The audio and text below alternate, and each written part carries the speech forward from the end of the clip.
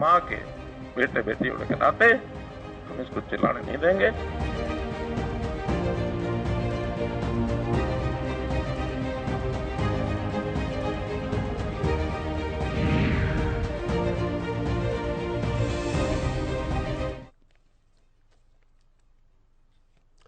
नमस्कार, मुद्दा में आपका स्वागत है। मैं हूं आपके साथ विनय चौधरी। हरियाणा जल संकट से घिरता हुआ नजर आ रहा है। आलम यह है कि प्रदेश में बीते 42 साल में 60 फुट भूजल स्तर नीचे जा चुका है। डार्क जोन की संख्या बढ़ रही है। अपील पर अपील हो रही है। पानी बचाओ, पानी बचाओ। आज तो प्रदेश के मुखिया भी भावुक हो गए कि जल नहीं बचाया तो कल नहीं बचेगा। जल संकट का मुद्दा हरियाणा में जितना राजनीतिक मुद्दा है, उतना ही सामाजिक मुद्दा भी। ऐसे में आज मुद्दा में चर्चा इसी पर होगी। और इस माँ के बेटे बेटी होने के नाते हम इसको चिल्लाने नहीं देंगे।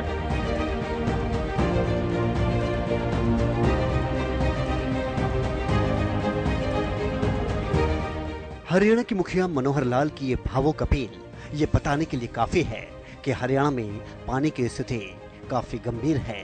ये बयान बताने के लिए काफी है कि हरियाणा जल संकट में घिर रहा है। और ये बयान बताने के लिए काफी है कि अब उस लाइन को काफी गंभीरता से लेने की जरूरत है जिसमें कहा गया है जल ही जीवन है।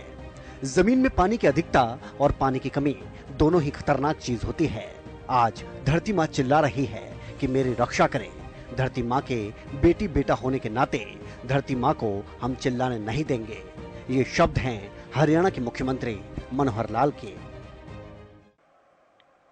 भूमि के साथ जितने खिलवाड़ हो रहे हैं, इसका कई बार तो दिल दहल जाता है।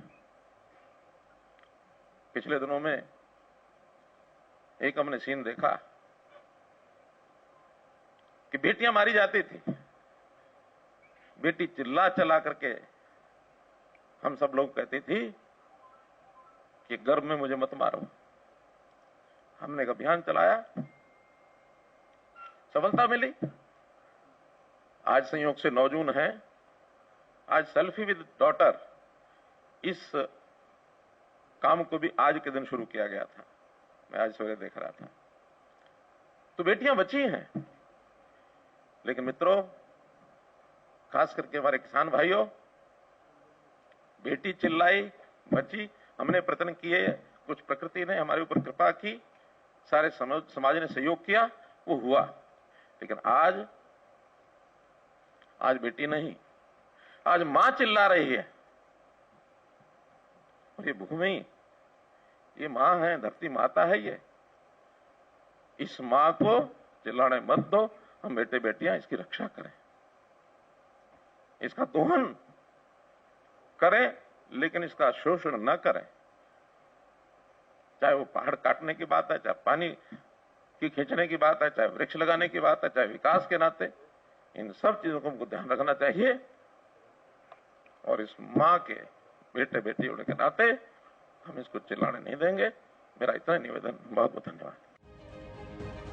हरियाणा के मुख्यमंत्री मनोहर लाल ने integrated water resources action plan 2023-25 को लॉन्च किया, जिसके तहत पंचकुला में 26 और 27 अप्रैल को अमृत जल क्रांति के तहत आयोजित जल संरक्षण संगोष्ठी में एक्सपर्ट से मिले सुझावों के आधार पर जल संसाधन एवं जल संचयन के लिए मास्टर प्लान तैयार किया गया है। भू जल संरक्षण और वर्षा के पानी का संचयन करने के लिए 9 विभाग मिलकर काम करेंगे। ऐसे में मुख्यमंत्री ने बताया कि अब अगर गंभीर नहीं हुए तो आने वाली पीढ़ियां पानी के लिए तरसती नजर आएंगी। हम पानी को कैसे बचाएं, पानी का किस प्रकार से उपयोग करें, पानी का जो संकट है उससे हम स्वयं भी बचें और अगली पीढ़ी उसको भी हम बचाएं, तो ये पर्यावरण बचाने की दृष्टि में एक बहुत बड़ा महत्वपूर्ण योगदान है। हरियाणा में पानी की स्थिति कितनी गंभीर है, इसे इस गणित के जरिए समझते हैं। हरियाणा के 3000 से ज्यादा गांव पानी की कमी से जूझ रहे हैं। करीब 42% गांव पानी के संकट का सामना कर रहे हैं। सूबे के 1948 गांव ऐसे हैं जो गंभीर जल संकट को झेल रहे हैं। साल 2022 में प्रदेश के 1780 गांवों को रेड जोन में शामिल किया गया था।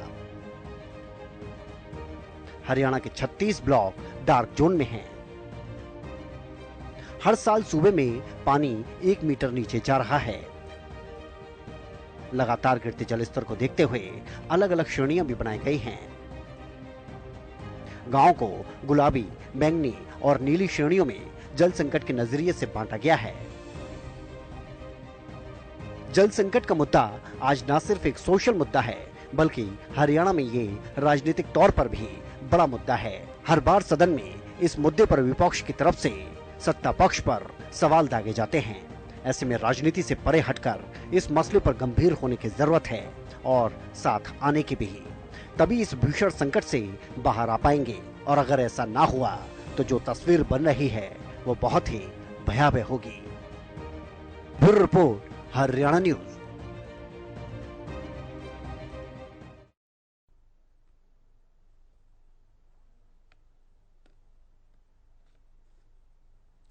तो मुद्दा बेहद गंभीर है और इसी पर चर्चा करेंगे, लेकिन कुछ सवाल भी हमने उठाए हैं। इस मुद्दे से जुड़े हुए कुछ सवाल ऐसे हैं जो कि अपने आप में और ज्यादा गंभीर हैं। इन सवालों पर भी हम चर्चा करेंगे। एक खास पैनल हमारे साथ मौजूद रहेगा। इनकी अगर बात की जाए तो इसमें हुकुम सिंह भाटी जी हमारे साथ जुड़ेंगे, बीजेपी से प्रवक्ता हैं। रविंद्र सिंह धुल जी हमारे साथ कांग्रेस से जुड़ेंगे। इसके अलावा भाग सिंह दमदमा जी की अगर बात की जाए जेजेपी से जुड़ेंगे।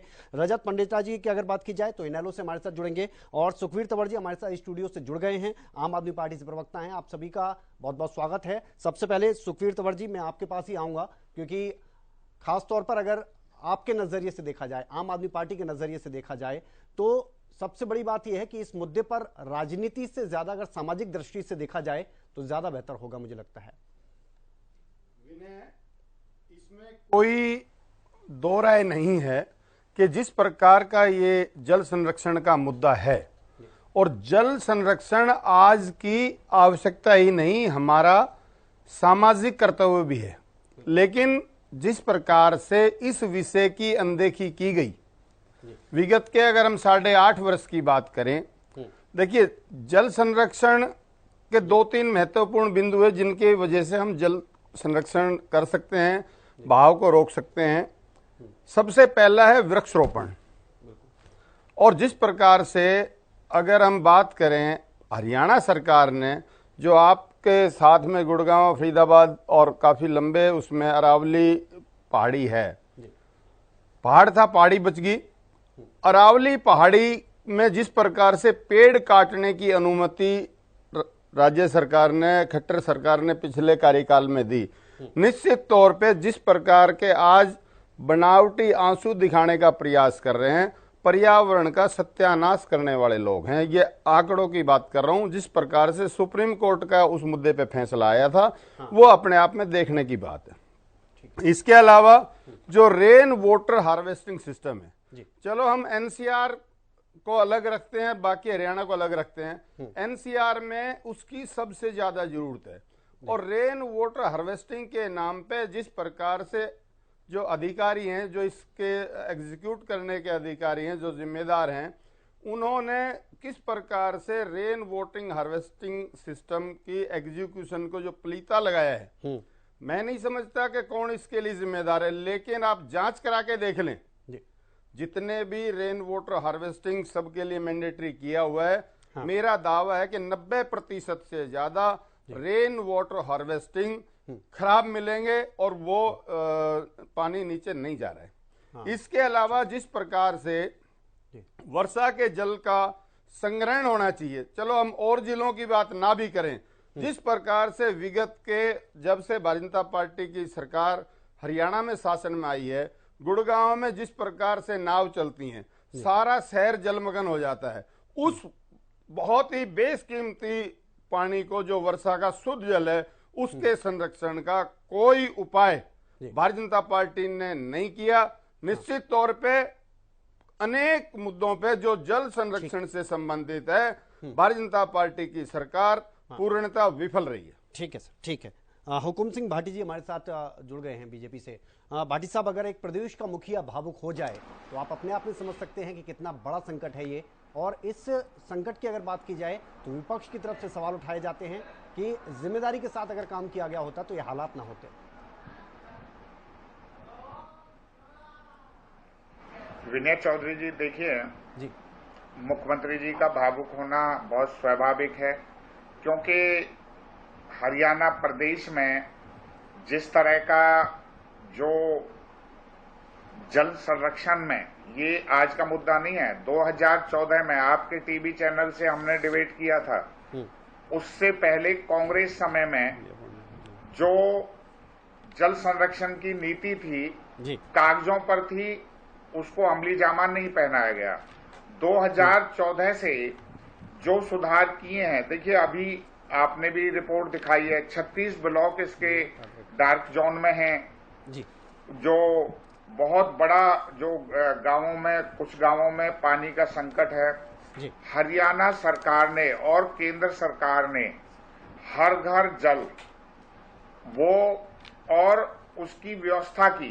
पानी, जैसे कि मैं फरीदाबाद से हूं, मेरे यमुना की बेल्ट में बहुत सारे ट्यूबवेल लगा करके उसका काम किया। ये तो है जल पहुंचाने का, जो गंभीर गांवों की समस्या है उसको करने का। लेकिन ठीक कहा आपने कि ये जो मुद्दा है ये बहुत ज्यादा बहस का नहीं, ये एक सामाजिक क्रांति है। इसके तहत सभी लोगों का एक बहुत बड़ा दायित्व बनता है। लेकिन 2014 के बाद जब भारतीय जनता पार्टी सत्ता में आई, माननीय मुख्यमंत्री जी का सबसे पहला काम जल संरक्षण की तरफ गया, उनका ध्यान इस तरफ केंद्रित रहा। उसके अलावा, जैसे हम तो कहते हैं बड़े डंके की ढोल पर, हमने संरक्षण किया तो पानी टेल तक भी पहुंचाया। जो पानी की जो नहरें हैं उनका पानी टेल तक पहुंचाया। और हमने क्या किया, मैं वो भी बताने वाला हूं कि जो पिछली सरकारों को करना चाहिए था, ये जो करना चाहिए था उन्होंने नहीं किया, लेकिन भारतीय जनता पार्टी ने पिछले टेन्योर में ही किया और लोग हंसते थे। देखिए, पॉन्ड अथॉरिटी हरियाणा प्रदेश में बनाई, अलग से उसको एक अथॉरिटी का दर्जा दिया, कमीशन का दर्जा दिया, एम्पावर्ड किया। उसका ये 2014 से 2019 के बीच ये सारी प्रक्रिया माननीय मुख्यमंत्री जी के नेतृत्व में हरियाणा प्रदेश में हुई और लगातार उसकी बैठक लेते थे। उसके बावजूद भी जो उसके परिणाम हुए, उसका परिणाम आज स्पष्ट तौर से देखने को मिल रहा है। गांवों में जितने भी जोहड़ थे उनकी खुदाई करा करके मिट्टी से उनके अच्छे से डॉल बना करके पानी का संरक्षण शुरू किया।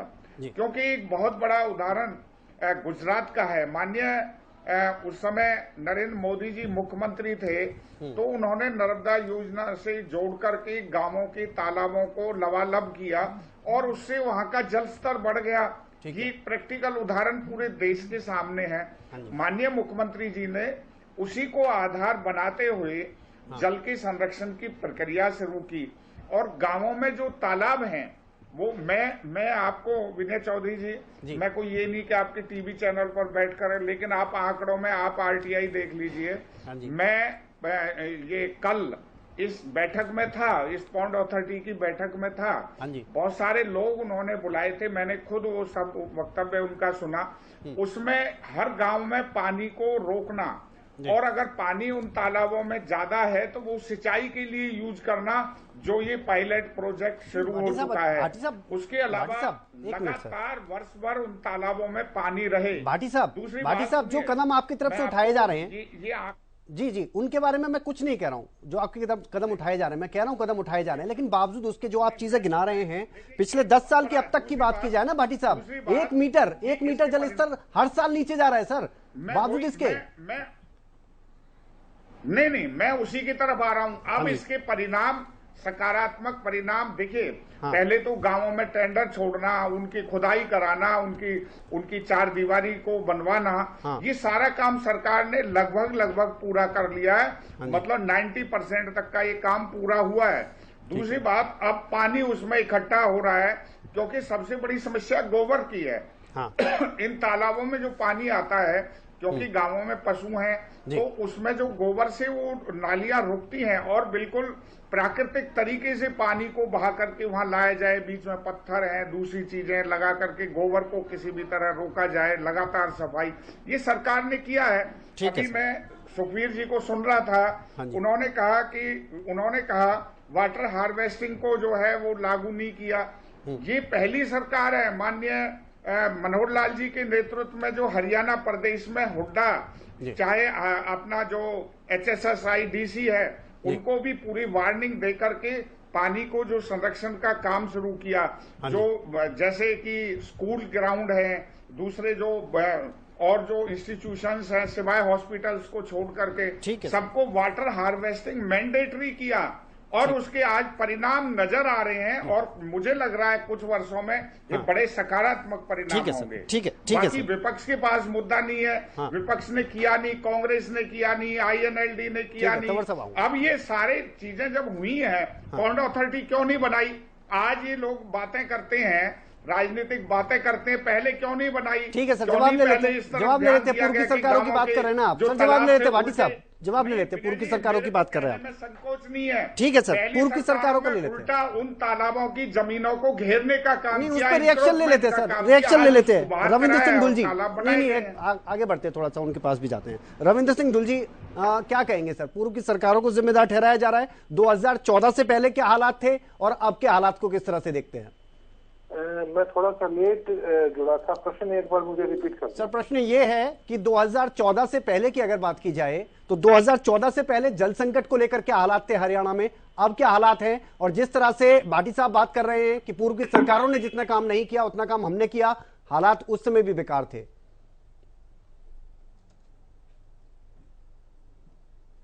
धुल साहब सुन रहे हैं आप? रविंद्र सिंह धुल जी आप सुन रहे हैं? चलिए लगता है आवाज नहीं जा रही है। बात यहां पर करते हैं अभी, क्योंकि ये मुद्दा बहुत ज्यादा गंभीर है और इस पर आरोप प्रत्यारोप से ज्यादा बेहतर है कि इनको थोड़ा मंथन गहनता के साथ किया जाए। रविंद्र सिंह धुल जी से संपर्क साधेंगे, लेकिन भाग सिंह दमदमा जी हमारे साथ जुड़ गए JJP से। दमदमा जी क्या कहेंगे, क्योंकि हालातों को आप किस तरह से देखते हैं? 2014 से पहले के हालात, पूर्व की सरकारों पर जिस तरह से सवाल उठा रहे हैं भाटी साहब, अब भी आप, क्योंकि आप सत्ता में सहयोगी हैं, आप भी देख रहे हैं कि कितने कदम उठाए गए हैं, क्या मानते हैं आप? अभी हालात गंभीर हैं, इसी वजह से एक प्रदेश के मुखिया जो है मनोहर लाल जी वो भावुक हो रहे हैं।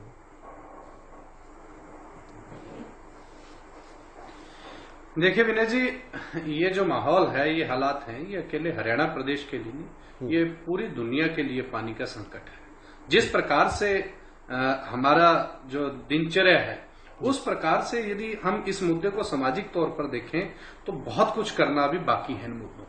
अपने अपने स्तर पर हो सकता है पहली सरकारों ने जितने जितने कदम उठाए हों या जितने उठाने चाहिए उतने नहीं उठाए होंगे, लेकिन जब से ये सरकार बनी है, ये सरकार आप लगा लीजिए कि ये शिवालिक की पहाड़ियों से लेकर नारनौल तक जितना भी है, ज्यादातर जो डार्क जोन में हमारा क्षेत्र आता है और जो भूजल स्तर है वो काफी ज्यादा जाने लग गया है।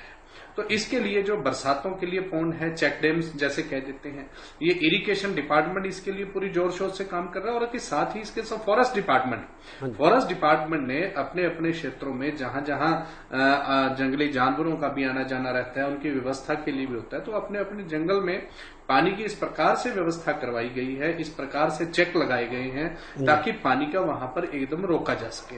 और जो नदियों के ऊपर है वो छोटे छोटे बांध लगाकर वहां जल इकट्ठा किया जा रहा है ताकि वो जल स्तर ऊपर बढ़ सके। मैं उदाहरण के लिए बताता हूँ, पंचकुला जिला है जो हिमाचल के साथ लगता है, पहाड़ों से जिस प्रकार पानी आता है, कौशल्या डैम बना है यहाँ पर और हमारे आसपास का क्षेत्र पड़ता है। उससे पहले हमारी जो कुएं में मोटरें थी वो काफी डाउन थी, लेकिन जब डैम लगा, ये पहली बार भरा, उसके बाद उसमें कुछ कमियां थी कि नीचे जो प्रॉपर वो नहीं किया गया, पानी उसके अंदर एकदम चला गया अंदर। लेकिन उसके बाद जब 2-3 बारिश हुई है, थोड़ा सा सरकार ने और ध्यान देके डैम पे काम किया है, अब हमारे आसपास के क्षेत्र का तो जल स्तर तो वो ऊपर उठकर आया, वो डैम काफी बड़े रही। तो इस प्रकार के कदम मेरा मानना है कि सरकार कोई भी हो, उन सरकारों ने अपने अपने स्तर पर, क्योंकि ये समस्या किसी एक पार्टी की तो समस्या नहीं है, किसी पर्टिकुलर राजनीतिक लोगों की समस्या नहीं है, ये समस्या तो जो जहां जुड़े हैं वो आपकी भी है और मेरी भी है। उन सब ने इसके ऊपर आज तक काम किया है, किसी ने कम किया है, किसी ने ज्यादा किया है,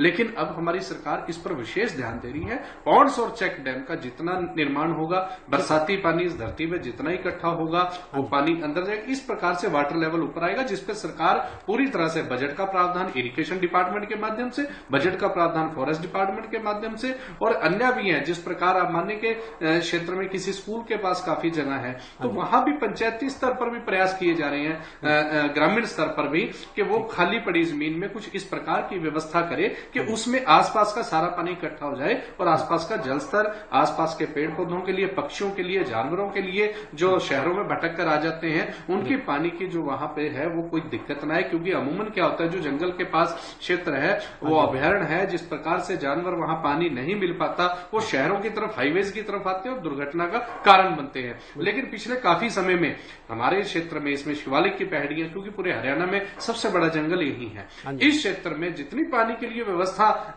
जानवरों के लिए की है, फॉरेस्ट में चेक लगाए हैं, तो बहुत कम हादसे हुए हैं कि जानवर पानी की तलाश में, भोजन की तलाश में बाहर आए हों। इवन कि उनके साथ साथ वहां पर कितना ख्याल रखा जा रहा है कि किस प्रकार की ग्रास भी इन जंगलों में लगाई जा रही है, जिसकी लाइफ काफी ज्यादा, वो 10-10 साल तक हर बरसात के हिसाब से, हर मौसम के हिसाब से वो पनपती है और जानवर उसके अपना गुजारा कर लेते हैं। तो पानी की समस्या के ऊपर सरकार ने, दोनों डिपार्टमेंट मुख्यतः इनके माध्यम से बहुत ज्यादा कदम उठाए। ठीक है सर, ठीक है। रविंद्र सिंह दुल जी हमारे साथ जुड़ गए क्योंकि उस समय संपर्क नहीं जुड़ पाया।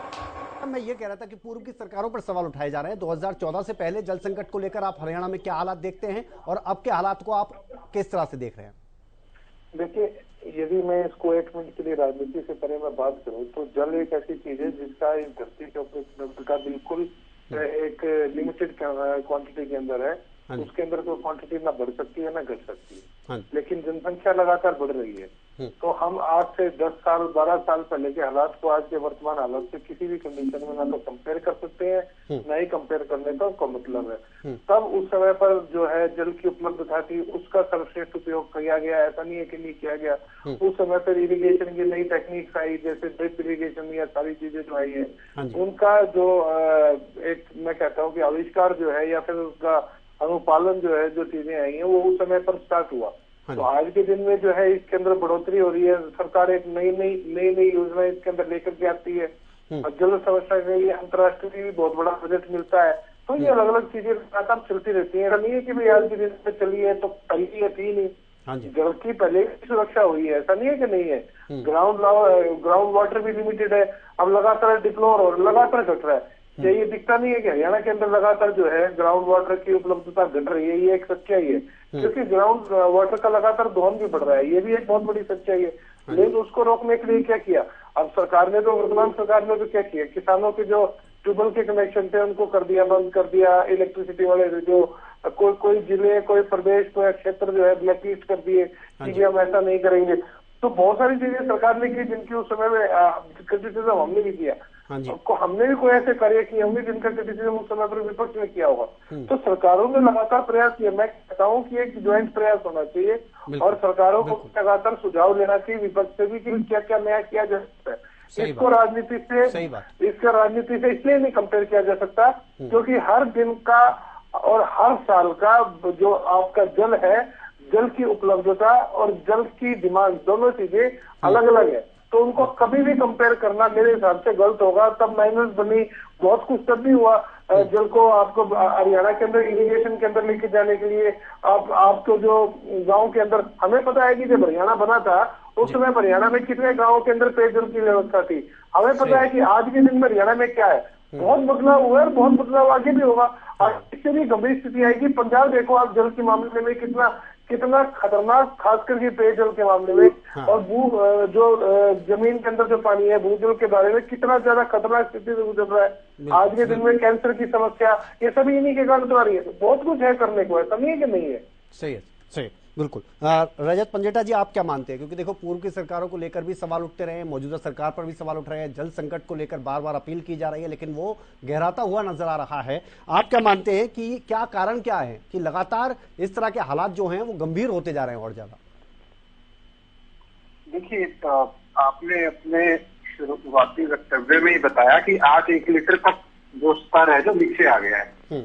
लेकिन राजनीति की बात यहाँ भाजपा के प्रवक्ता शायद अपने आप को रोक नहीं पाए, तो वहीं से शुरुआत कर लेते हैं। अभय सिंह चौटाला जी ने विधानसभा सत्र के ऊपर क्वेश्चन उठाया था, अटल भूजल योजना है उसका 677 करोड़ अभी तक कागजों में क्यों है, वो अभी तक क्यों नहीं हुआ, और जो जोड़े हैं उनका सौंदर्यकरण के लिए कितना पैसा खर्च किया गया अभी तक बजट में, हाँ जी। और जो 4 दीवारी पक्की करने के ऊपर बात है, जबकि जब उन्होंने ये प्रश्न पूछा तो उन्हें फिर नेम कर दिया गया बाद में। हाँ। अटल भूजल योजना का भी 670 करोड़ अभी केवल फाइलों में पड़ा है। तो इनको थोड़े 4-5 मुद्दे जो हैं, गंभीर मुद्दे हैं, उन पे बात करनी जरूरी है आज के डेट के अंदर। क्योंकि देखिए, किसान भी आज समझदार हो गया है। किसान ड्रिप इरिगेशन कर रहा है, स्प्रिंकलर से कर रहा है, और अंडरग्राउंड पाइपें बिछा रखी हैं। पानी कब उसको रात को वो पानी का इस्तेमाल करता है, दिन में जब तापमान ज्यादा होता है सूर्य ऊपर, ताकि भाप बन के कम से कम पानी उड़े। तो जो किसान तक है वो इसके लिए संजीदा है, क्योंकि एक बार तो नहीं, लेकिन हाँ ये जरूर है कि धान ना उगाने के लिए मक्की का 7,000 रुपए का जो सरकार ने प्रोत्साहन दिया था राशि का, वो तो क्या पूरा करना था। अभी 1-2 दिन पहले भाजपा के एक प्रवक्ता है, उन्होंने ये कहा कि मक्की क्या हम पोल्ट्री फार्म में रखेंगे जाकर। अच्छा। मतलब आप इतना इनसेंसिटिव बयान की, एक तो आप किसानों को बोल रहे हैं, जबकि उस टाइम पे किसान को जब सरकार कह रही थी इतना घटिया बीज मिला मक्की का कि कईयों की तो 1-1, 2-2 क्विंटल ही निकली वहां पे उपजी।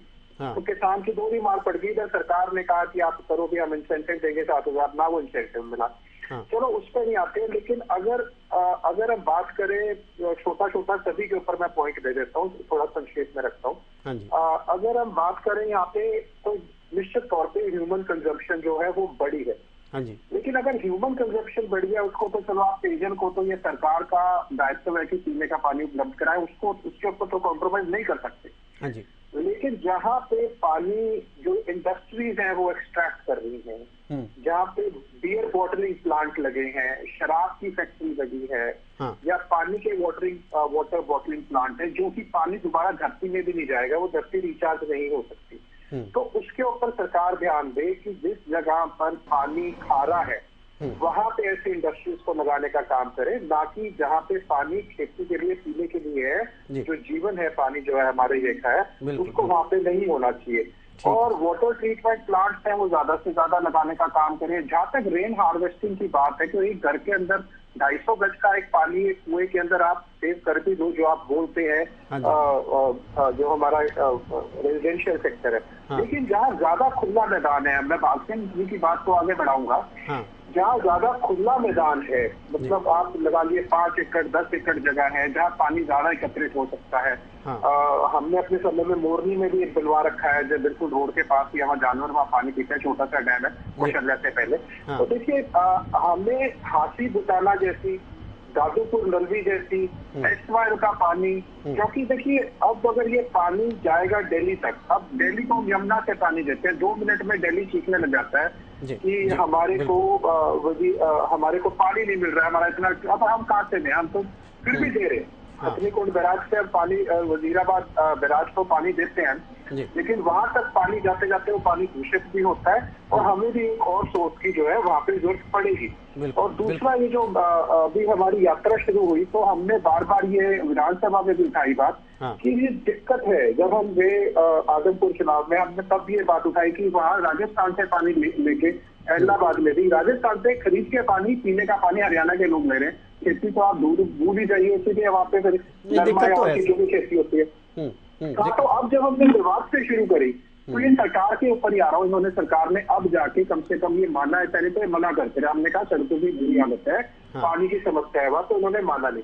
अब सरकार ने 10वें साल में जाके 211 करोड़ का 80 गाँव, आप 1-2 जगह की बात भी नहीं कर रहा, तो सरकार को भी ये दिखा कि अभी 80 गाँव में लोग पीने के पानी से भी वंचित है। अब जाके सरकार 211 करोड़ का प्रोजेक्ट लगा रही है, आखिरी जब समय जाने का आ गया।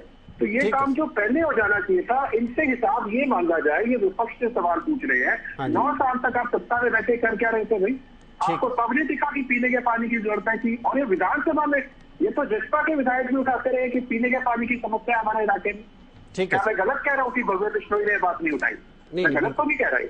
बिल्कुल, अभय चौटाला जी ने भी उठाई थी। बिल्कुल, मैं जरा डॉक्टर बलजीत सिंह के पास जाना चाहूंगा, क्योंकि कृषि विशेषज्ञ हैं, इनको ज्यादा बेहतर तरीके से पता है कि पानी की समस्या कितनी बड़ी समस्या है। डॉक्टर साहब, क्या कहेंगे आप? और पूरे देश की अगर बात की जाए तो पूरे देश में ही अगर देखा जाए, ज्यादातर हिस्सों में हम देखते हैं कि जल संकट है। हरियाणा के नजरिए से किस तरह से देखते हैं आप?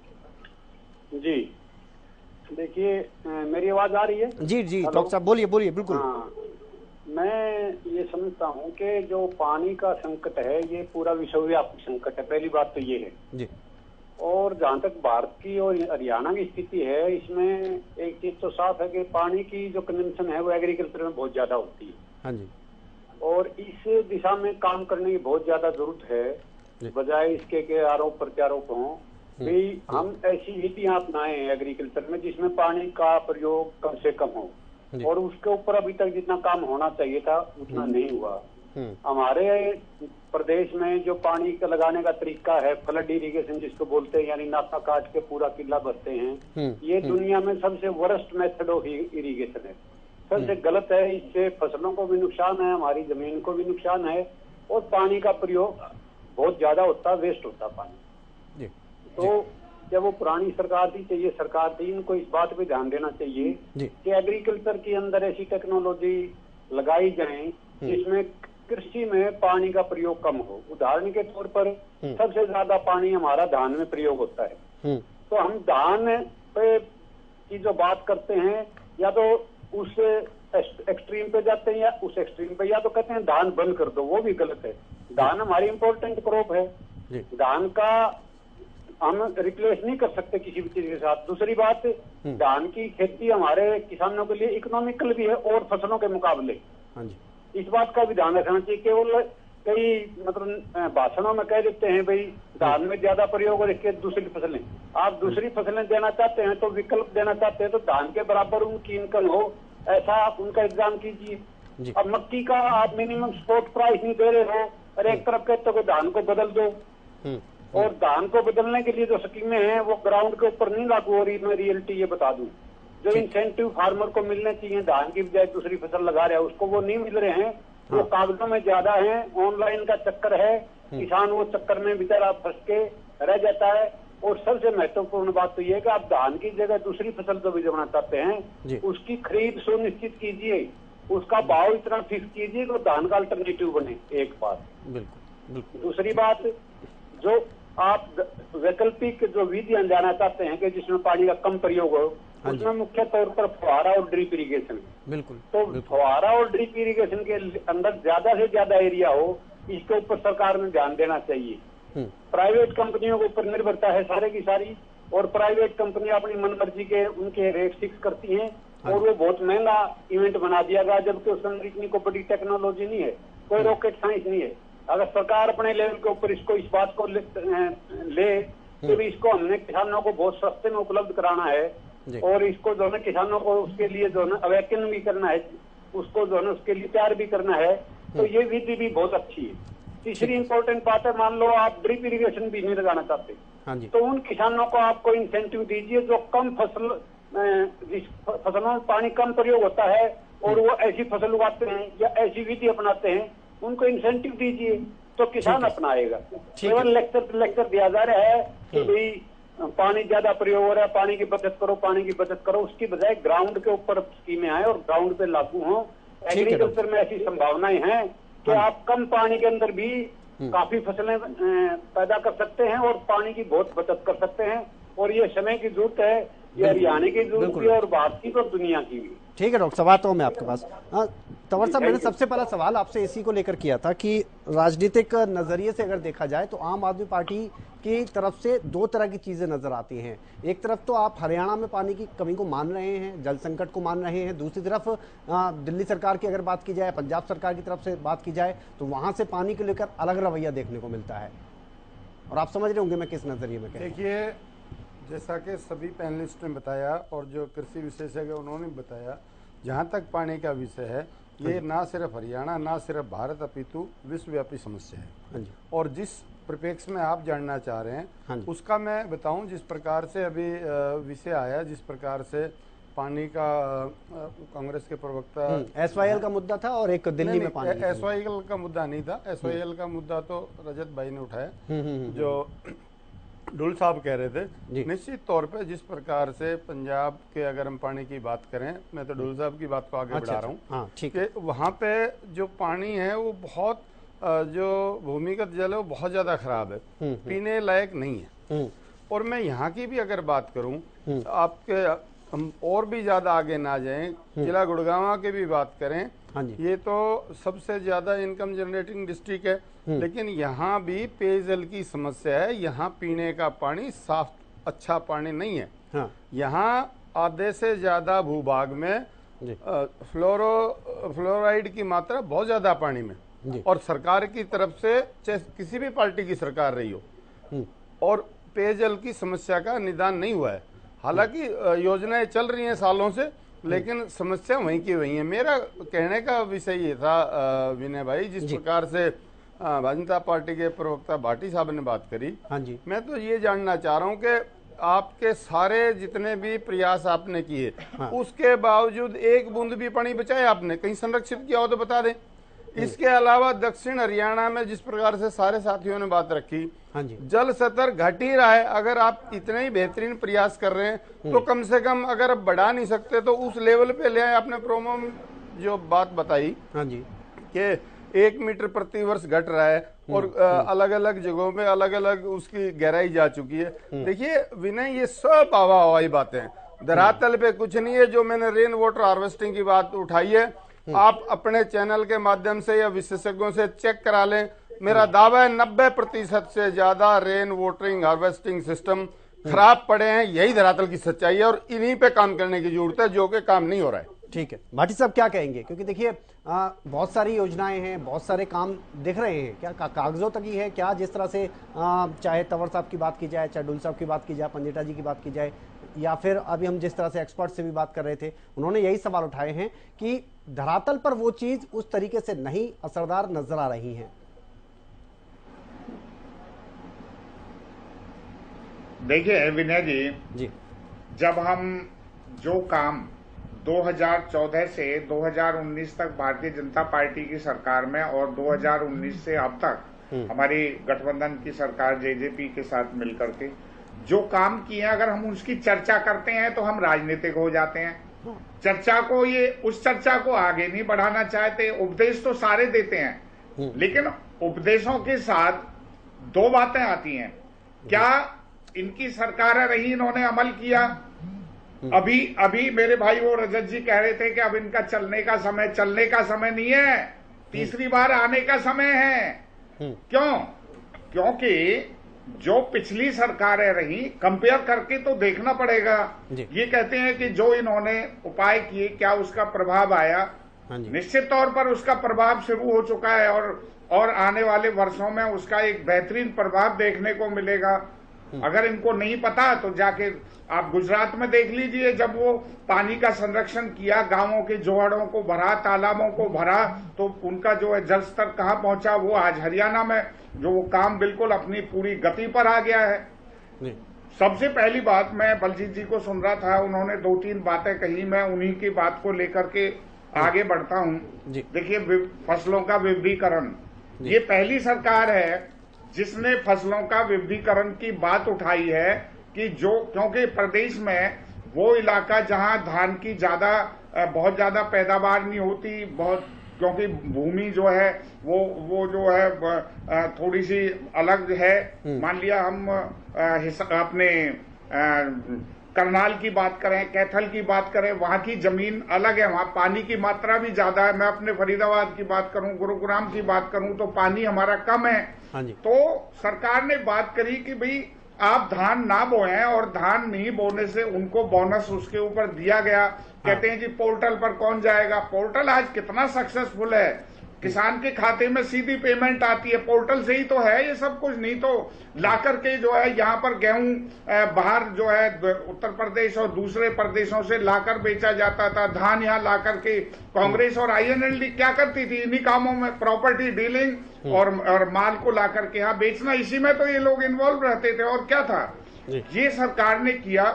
उसके अलावा मैंने बताया पौंड अथॉरिटी, जो गांवों के जितने जोड़ हैं उनको खाली करा करके उनकी खुदाई कर दिया है। ये नहीं करना है। अच्छा। मैं कोई हवाई कागजी बातें नहीं कर रहा। आप अपने चैनल के माध्यम से एक सर्वे कराइए हरियाणा में लगभग 90-95% तक ये काम पूरा हो चुका है और इसके लिए विविध लेवल पर वो जहां जिन गांवों में पानी की ज्यादा जो उसमें तालाब में आने की वो है, अगर वो उससे ज्यादा है तो सिंचाई की लगभग 2 या 3 गांव जहां पायलट प्रोजेक्ट के रूप में वो सिंचाई, जब ज्यादा पानी उनमें हो गया तो वो सिंचाई के लिए पानी भेजने का, उसको व्यवस्था करने का काम किया और इससे निश्चित तौर पर वाटर लेवल बढ़ेगा। बल्कि गांवों में लोगों का सहयोग लिया जा रहा है, उनको जो एनजीओ हैं, संस्थाएं, उनको जोड़ा जा रहा है। मैं तीसरी बात मैं अभी बहुत जल्दी खत्म करूंगा अपनी बात को। तीसरी बात, जो इन्होंने नहीं किया हमने किया है तो कहते हैं ये राजनीतिक बातें कर रहे हैं। जो किया है तो वो तो बताना पड़ेगा, उसका प्रभाव आ जा रहा है। अरावली क्षेत्र है जो हरियाणा के बहुत बड़े भूभाग में अरावली का क्षेत्र है, उसके संरक्षण का काम किसने किया? हमारी सरकार ने किया। भारतीय जनता पार्टी की सरकार में पिछले 5 साल में और अब गठबंधन सरकार में वो काम किया। उसके अलावा अभी हमारे जेजेपी के भाई कौशल्या डैम की बात कर रहे हैं, इनके समय तो कौशल्या डैम सूखा पड़ा था। ये जो है यादवपुर नलबी की बात करते हैं, उस पानी का इन्होंने संरक्षण नहीं किया। केवल और केवल वो उसके ऊपर इनके आंकड़े निकाल लीजिए, उसके ऊपर केवल और केवल खर्चा करने का काम करते थे, पानी का कहीं इन्होंने कोई संरक्षण नहीं किया। आज हमारी सरकारों में ये सब काम, ये उपाय किए हैं और निश्चित तौर पर इसके बेहतरीन परिणाम आ रहे हैं। ये देखिए, क्योंकि जब इतने लंबे सालों से काम नहीं हुआ, अब काम हुआ है तो परिणाम इसके निश्चित तौर पर आने वाले हैं और इसके परिणाम शुरू हो चुके हैं। आऊंगा तंवर साहब, आऊंगा मैं आपके पास। मैं अभी एक सवाल कर लूं। जिस प्रकार से इन्होंने पोर्टल की बात करी, निश्चित तौर पे एक चीज विनय जी, उगम सिंह जी आप बोल लेना, फिर मैं दो लाइन जोड़ देता हूं ना, आप बता दीजिए, जवाब दे देना। मैं बस अपनी बात खत्म सेकंड्स में। आपने SYL पर 1 सेकंड नहीं बोला। आप पंजाब में जाके कहते हैं एक बूंद पानी नहीं देंगे। अरे जो आज का विषय पानी लेंगे, ये दोगला जब SYL पे विषय आएगा बोल लेंगे, अलग से डिबेट कर लेंगे SYL पे। पहले बात का जवाब दे। पहले पोर्टल की बात करी, जिस प्रकार से क्षतिपूर्ति में पोर्टल बंद रहा और आधे से ज्यादा किसान क्षतिपूर्ति में पोर्टल पे अपनी जो खराबा था वो दर्ज नहीं करवा पाए। पोर्टल की बात करते हैं जो खुलता नहीं है। इसके अलावा जोड़ वाली जो योजना बता रहे हैं, सिवाय धनशोधन के आप धरातल पर सर्वे कराओ, कुछ नहीं है। इसके अलावा अरावली में पेड़ काटने की अनुमति देने वाले यहाँ बैठ के झूठ बोल रहे हैं। मेरी आपकी पहले डिबेट हुई थी, पिछली सरकार के समय में डिबेट हुई थी, बात याद करो। जिस प्रकार से सुप्रीम कोर्ट से थप्पड़ लगा था हरियाणा सरकार को और तब पेटों कटाई रुकी थी। कैसी बात करते हो आप? और एक बात और बता दूं, जो ड्रिप इरिगेशन की बात है, जो भी इक्विपमेंट है ना जो सब्सिडी मिलते हैं, वो बाहर बिना सब्सिडी के उसे सस्ते मिलते हैं। ये धरातल की सच्चाई है। आपके संरक्षण में जिस प्रकार से सब्सिडी के नाम पे लूट है, मैं तथ्य दिखा सकता हूँ इसका। आप आ जाना, मैं रेट और वो सब बता दूंगा। इतनी बड़ी लूट, इतना बड़ा भ्रष्टाचार जो आपके संरक्षण में विगत के करीब 8.5 वर्ष में हुआ, सारी योजनाओं में से कभी नहीं हुआ। ठीक है तंवर साहब, बाटी साहब ठीक है, मैं आगे बढ़ूँ। नहीं आगे भाई, लूट देखनी है तो पंजाब को देख लो। आए तुम्हारे मैं उस विषय पे आ ही रहा हूँ ना, मैं कृषि के नजरिए से आ रहा हूँ। लूट देखनी है तो वहाँ देखो। बाटी साहब बता दिया ना, कृषि के नजरिए से आ रहा हूँ, आंकड़ों के साथ बता आ जाना। मैं मार्केट में या फरीदाबाद में दिखा दूंगा। तंवर साहब प्लीज आगे बढ़ानी मुझे चर्चा। रविंद्र सिंह दुल जी, मैं इसी नजरिए से आ रहा था कृषि की, क्योंकि अगर पानी की कमी है तो आपका कृषि का क्षेत्र भी नहीं बढ़ पाएगा। और खासतौर पर अगर हरियाणा की बात की जाए तो एक अलग पहचान है कृषि प्रधान राज्य के तौर पर। लेकिन अगर आपके 10 से ज्यादा 12 से ज्यादा अगर आपके जिले डार्क जोन में आते हैं, यानी ऐसी जगह जहां पर की खेती ठीक से नहीं हो पाती है, अगर यहां पर हालात ठीक हो जाएं तो शायद अपने आप में एक अलग पहचान और बन जाए हरियाणा की। देखिए, जो है कृषि के योग्य जो है भूमि तो बनाई जा सकती है, वो मुद्दा नहीं है। मुद्दा ये है कि उस भूमि के ऊपर जल कैसे पहुंचाया जाए, पहली बात। और दूसरी बात, किस प्रकार की क्रॉप्स को वहाँ पर पैदा किया जाए। पैदावार जो है, डाइवर्सिफिकेशन ऑफ क्रॉप, जिसके बारे में आजकल लगातार बात चलती रही है, केवल एक इकलौता एक ही वही तरीका है जिससे कि कहीं ना कहीं मैं कहता हूँ कि कृषि योग्य भूमि भी बढ़ाई जा सकती है और जो है आपकी पानी की भी बचत की जा सकती है और धरती की उपजाऊ क्षमता जो है उसको भी बचाया जा सकता है या उसको कहीं ना कहीं बढ़ाया जा सकता है। तो उसके बिना इसका सोल्यूशन नहीं है। जहाँ तक बात जो है ग्राउंड वाटर रिचार्जिंग की, तो ग्राउंड वाटर रिचार्जिंग बेहद महत्वपूर्ण चीज है। बिल्कुल ठीक बात है कि भाई धान का रकबा बहुत ज्यादा है यहाँ पे, थोड़ा बहुत कम होना चाहिए, लेकिन ये भी नहीं होना चाहिए कि जबरदस्ती करके उसे बंद कराया जाए। आपको आवश्यक ये है कि किसानों को डाइवर्सिफिकेशन ऑफ क्रॉप्स के मामले में शिक्षा दी जाए, उनको बताया जाए, उनको समझाया जाए, उनको करना सिखाया जाए और उनको उसकी उत्पादकता के बाद में क्या प्रॉफिट कैसे जनरेट किया जा सकता है वो बताया जाए। आप उनको बिना बताए जबरदस्ती जो है उनकी क्रॉप छीन देंगे तो वो कुछ और उगाएंगे तो वो ठीक से होगा नहीं होगा। तो इससे न केवल किसानों के अंदर फ्रस्ट्रेशन आती है बल्कि उसके अलावा जो है आपकी क्रॉप्स का जो बनाने का जो बैलेंस है वो भी कहीं ना कहीं बिगड़ता है। मैं कहता हूँ सरकार को अधिक से अधिक किसानों को जो है शिक्षित करना चाहिए इस मामले में।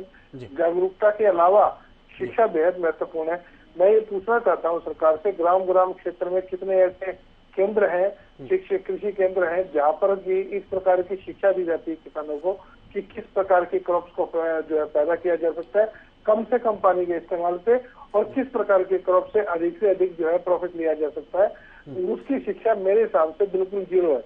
जबकि हरियाणा जो है कृषि प्रधान क्षेत्र है, तो जो किसान अपने आप इनोवेशन कर लेते हैं, को कहीं से सीखा है तो कहीं से सीखा है, वो तो आगे बढ़ जाता है। लेकिन जो आम किसान है जिसने बचपन से केवल उगाना ही 2 या 3 वर्ष में है, उसके लिए बहुत बड़ी समस्या है ये। पारंपरिक खेती को के अलावा डाइवर्सिफिकेशन जब तक नहीं लेके आएंगे तब तक इस समस्या का समाधान नहीं किया जा सकता। और दूसरी चीज है कैनाल सिस्टम से अधिक जो है पानी का पहुंचाना उन क्षेत्रों में बेहद महत्वपूर्ण है, क्योंकि पानी की उपलब्धता लिमिटेड है, कुछ नहीं कर सकते। जनसंख्या लगातार बढ़ रही है, इंडस्ट्रियल के लिए भी पानी चाहिए। तो इंडस्ट्रियल डिस्चार्ज कितना हो रहा है आप बताइए।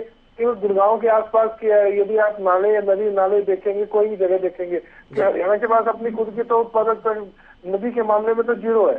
पंजाब के पास 5 नदी, हरियाणा के अंदर के एक भी नहीं है। तो हरियाणा तो केवल कैनाल सिस्टम के ऊपर है या दूसरे क्षेत्र से जो आ रही है, जिसे थोड़ा बहुत यमुना आ रही है बीच में से निकल जाती है साइड से, या थोड़ा बहुत जो है भाखड़ा दंगल डैम के कारण भाखड़ा आई, उसके कारण जो है एफआईएल रुक गई। तो हरियाणा के अंदर बहुत लिमिटेड पानी है। तो हरियाणा के अंदर डाइवर्सिफिकेशन बेहद आवश्यक है और किसानों को शिक्षा देनी बेहद जरूरी है। तो मेरा ये सुझाव है कि इसके ऊपर ज्यादा से ज्यादा काम किया जाए बजाय इसके कि इसके ऊपर राजनीति की जाए। बिल्कुल सही बात की सर आपने। दमदमा जी क्या कहेंगे कि ये जो प्रयास है वो नाकाफी है? अगर प्रयास किए जा रहे हैं तो उनका असर कब तक दिखेगा? क्या पिछले 9 साल और पिछले 4 साल की अगर बात की जाए जो प्रयास किए गए वो वाकई में किए गए हैं लेकिन वो सिर्फ कागजों पर नजर आ रहे हैं, ये बात है। और दूसरा जो अभी ढुल साहब सवाल उठा रहे थे कि क्या यहाँ के किसानों को जागरूक करने के लिए प्रयास जो किए जा रहे हैं वो वाकई में वो भी नाकाफी है? विनय जी देखिए, जिस प्रकार से अभी हमारे ढोल साहब ने भी बताया और मैं इस बात से जरूर इत्तेफाक रखता हूं कि इस समस्या के ऊपर तो जितने प्रयास किए जाएं वो हमेशा कम रहेंगे, चाहे वो सरकार कोई भी हो।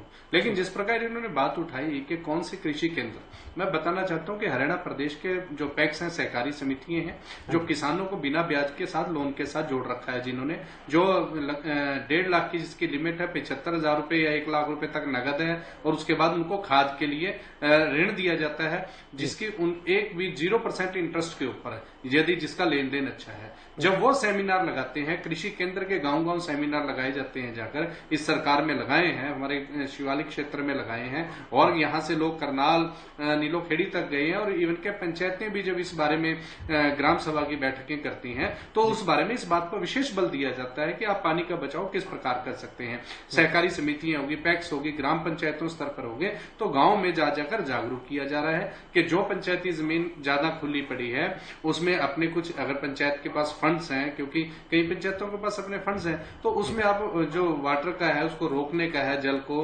वो किसी प्रकार से उसका साधन बनाइए।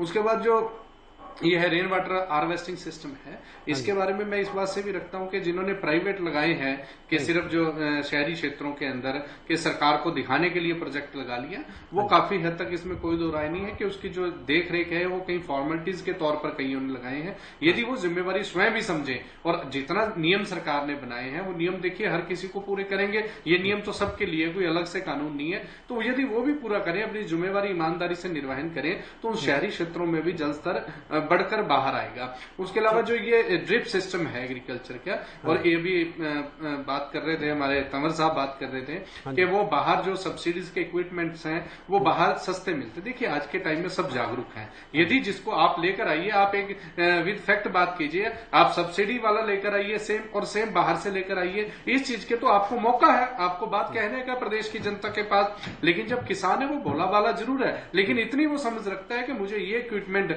आप चाहे वो छोटा ट्रैक्टर लगा लीजिए जो खेत में काम करता है, चाहे सब्सिडीज लगा लीजिए, जो मशीनरीज हैं वो कंपनीज की मशीनरीज हैं, उनके ऊपर सरकार ने सब्सिडी भी दी है। यदि उस प्रकार से जो पाइप है ड्रॉप सिस्टम की हम कर लें तो हमें सारे में पानी लगाने की जरूरत नहीं है। हम खेती का पैटर्न काफी हद तक, जहां पर पानी ज्यादा है वहां पर हम धान की फसलें जरूर लगा सकते हैं, लेकिन जहां उसकी उपज पे फरक है हम उसको परिवर्तन कर सकते हैं। भावांतर भरपाई के अंदर इस प्रकार की सरकारी योजना उसमें काम कर सकते हैं हम।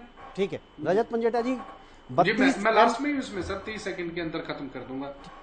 जी सर, मैं वो 30 सेकंड आपको दे दूंगा, लास्ट में दे दूंगा सर। ये 32 मिलियन एकड़ फीट पानी की मांग है हरियाणा की सर पंजेठा जी, और 16 MAF ही मिल रहा है। इसका मतलब कि हालात बहुत ज़्यादा अच्छे हैं नहीं।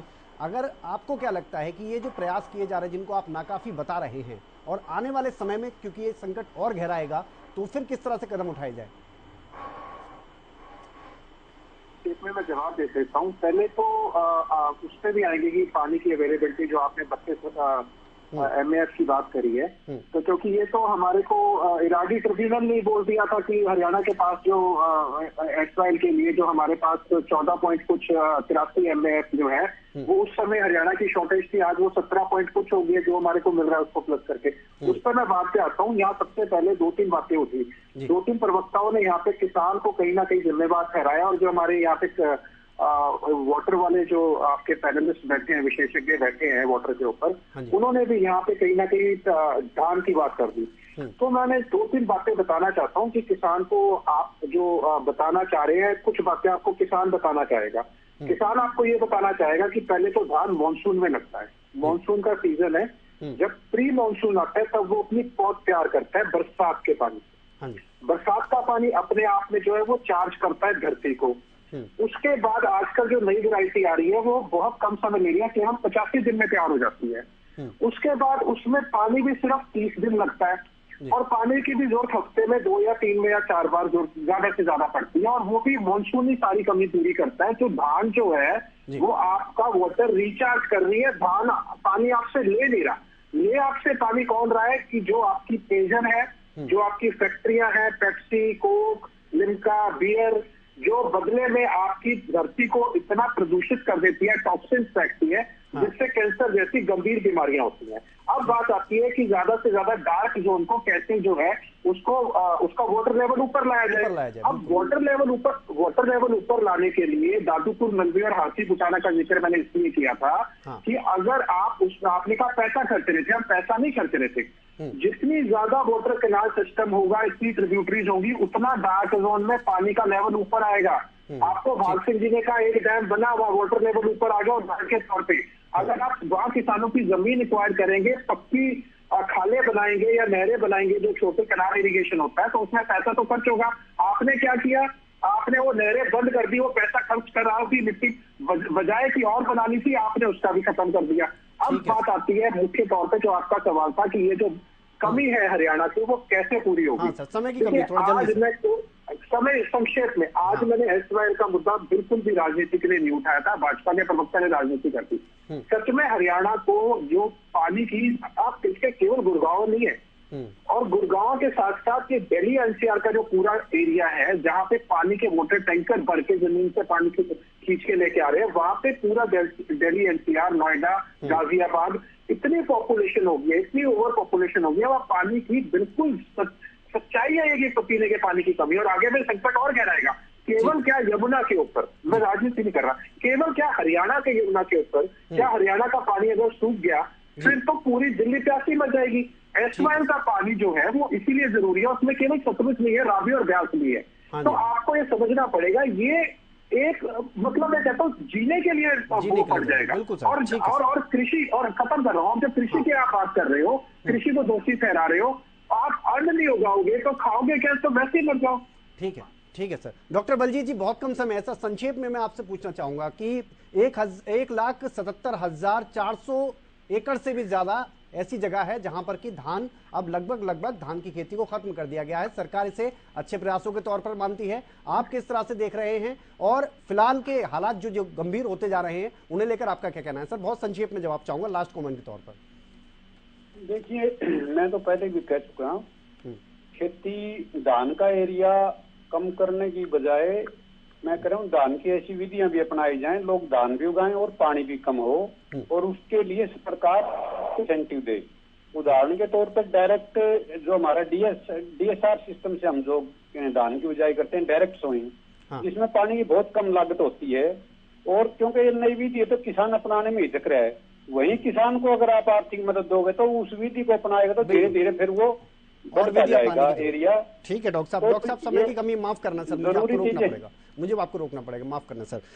तंवर साहब लास्ट कमेंट। और देखिए, पंजाब के भी हालात बहुत ज्यादा अच्छे नहीं, दिल्ली का सबने देखा है, और अगर आप यहाँ की सरकारों के प्रयासों पर सवाल उठा रहे हैं तो वहाँ की प्रयासों सरकारों पर भी सवाल उठ जाते हैं। बहुत संक्षेप में सर, क्योंकि 20 सेकेंड है बस मेरे पास, क्योंकि मुझे आखिरी कमेंट और भी लेना है। विनय, निश्चित तौर पे जल जीवन का आधार है और जल असली सोना, इसे कभी नहीं खोना।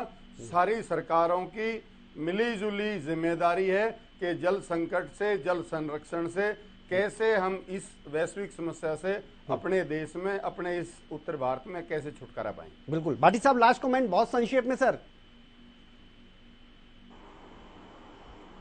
देखिए, निश्चित तौर पर सरकार ने एक बेहतरीन कदम उठाए हैं, जैसे जो पॉन्ड अथॉरिटी बना करके गांवों के जल संरक्षण का काम शुरू किया। निश्चित तौर पर भविष्य में इसके सकारात्मक परिणाम आएंगे, और मेरा तो इतना सा जो है एक जनता से भी आग्रह है कि सभी इसमें सहयोग करें।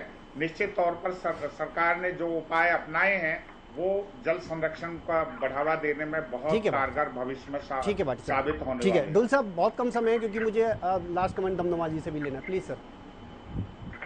लेकिन मैंने शुरुआत में क्लैरिटी की थी कि भाई किसानों को शिक्षा देना अलग चीज है, जागरूकता अलग चीज है।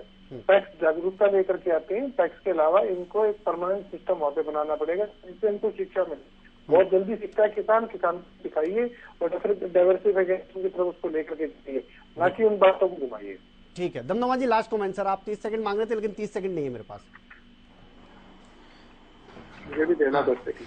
विनय जी, धान और गेहूं की फसल वहीं लगेगी जहां पौंड का सिस्टम होगा या बोर का सिस्टम होगा। अकेले मानसून पर निर्भर रहकर ये खेती नहीं हो सकती, किसान को एकदम नुकसान हो सकता है। इसमें हमें जागरूकता लानी पड़ेगी। साथ ही जो इंडस्ट्रीज हैं वो जो टॉक्सिन है वो नदियों में छोड़ती है और वो प्रदूषित करती है। मैं रजत जी की बात से इत्तेफाक रखूंगा, हमें उनके खिलाफ सख्त कदम उठाने होंगे, क्योंकि इंडस्ट्री भी एक जरूरत है और कृषि भी एक जरूरत है। लेकिन इंडस्ट्री जो हमारा जल का दूषित करने में बहुत बड़ा हिस्सेदारी उनकी रह रही है कि वो इस काम को कर रहे हैं, हमें उस पर ब्रेक लगानी होगी। वो किस प्रकार लगती है इसके बारे में सभी को बैठ के करना होगा ताकि हमें शुद्ध जल, जहां पर हम चर्चा करें तो 2 घंटे भी कम पड़ जाएंगे। और मैं माफ करना, मेरे को अब समय इजाजत नहीं दे रहा है। बहुत शुक्रिया आप सभी मेहमानों का, पंजेटा जी बहुत शुक्रिया आपका।